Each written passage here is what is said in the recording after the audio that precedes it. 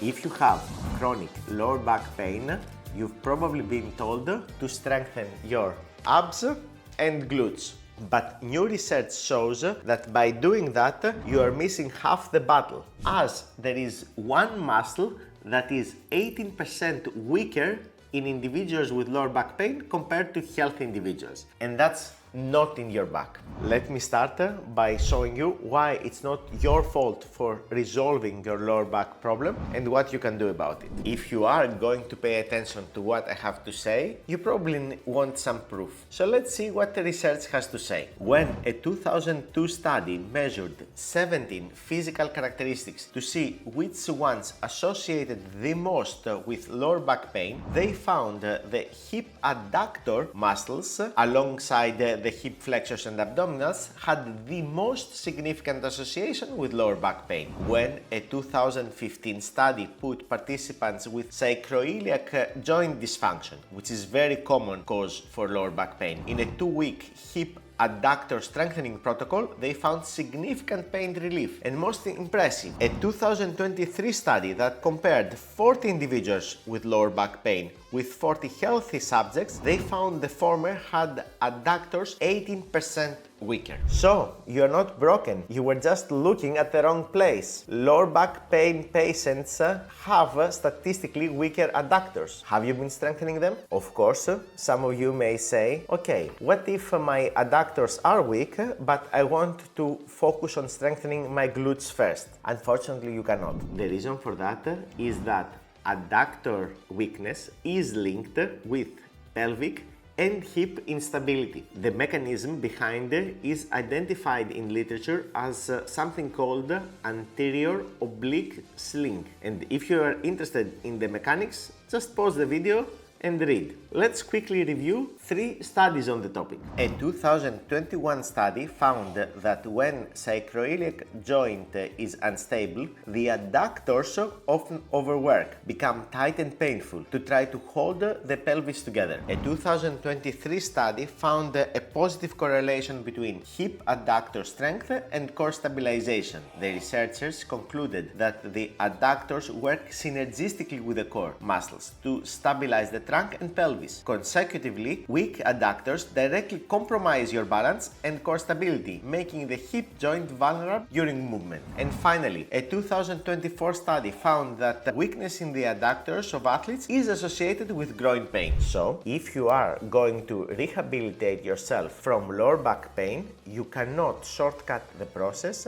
by strengthening body parts at a random order, starting from the abs, going to the glutes, then doing inner thighs. This is exceptionally important for people that don't want to stop training when on rehab. If you're like me and don't want to stop exercising when you're dealing with an injury, you need for sure to assess and address what is weak. In a second, I will share with you why the more you delay addressing your adductors, you are increasing the risk of turning the problem into a much bigger one. But first, let me tell you what I recommend you do so you stop guessing on whether your adductors need support or not. On our website, Perola Bruta, we have a free online 7 minutes assessment allowing you to identify which of the 4 muscles that contribute to lower back pain is weak in your case. It might be the adductors or one of the other 3. By completing the test, you will receive the exercises that you need to incorporate into your rehabilitation to address the problem, specifically based on your answers. You can find the assessment by searching on Google Perola Bruta lower back pain assessment. Fun fact for you. Do you know why Adductor Magnus is called the fourth hamstring? Here's why. When your adductors are weak, your deadlift and RDLs will suffer in 3 specific ways. Now, before we review them though, let me give you a quick disclaimer. The following topic is a little bit technical, so if you have the mind for it, just jump on point number 4, which is the most important and you don't want to miss.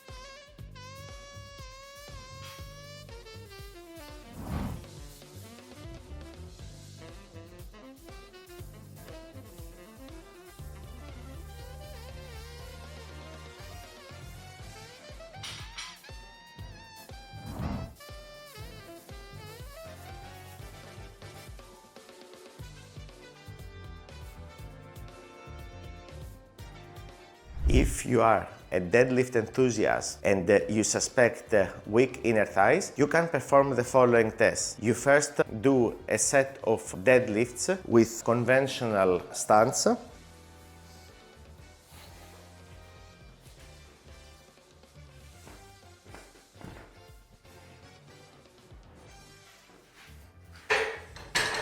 Followed by another set with sumo stance.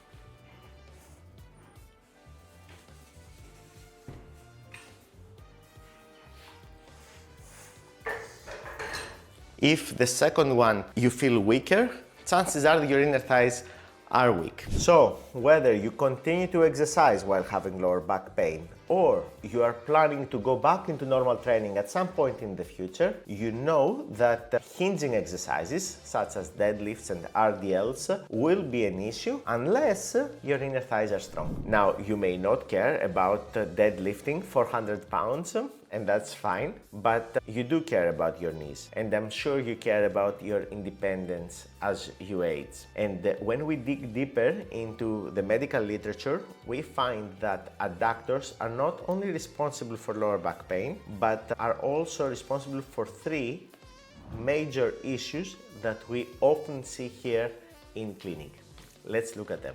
A landmark study on footballers found that a specific adductor strengthening program reduced groin injuries by a massive 41%. While most people hammer their quads to fix knee pain, a 2018 research showed that adductor weakness is the direct driver of knee osteoarthritis. The reason is that adductors are the muscles responsible for balancing the load on the inner knee. And lastly, we usually think we fall forward, but as we age, the most dangerous falls are lateral, slipping sideways. Research showed that your ability to catch yourself from sideways slip depends almost entirely on your adductor power. It is literally the safety net that pulls your center of gravity back to safety. So we have a muscle that protects your lower back, shields your knees from arthritis, and keeps you upright as you age. So ignoring this muscle not only is hurting your lifts,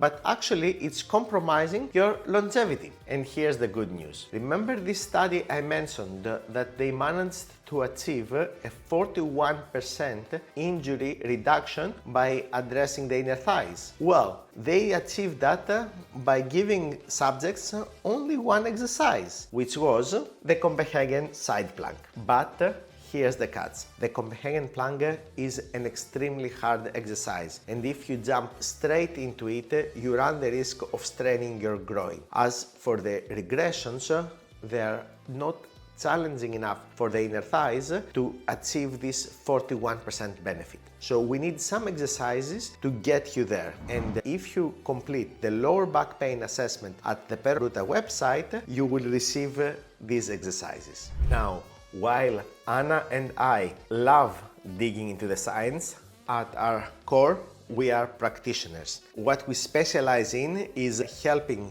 real people recover from injuries in real time using a multidisciplinary approach here at our studio in Tefnell Park, North London. These videos are our way of giving back to the community, sharing the practical lessons we've learned by treating hundreds of individuals like you. If you want to build a strong body based on clinical evidence, subscribe to the channel and turn on notifications. So this way you don't miss the deep dive we have coming up next.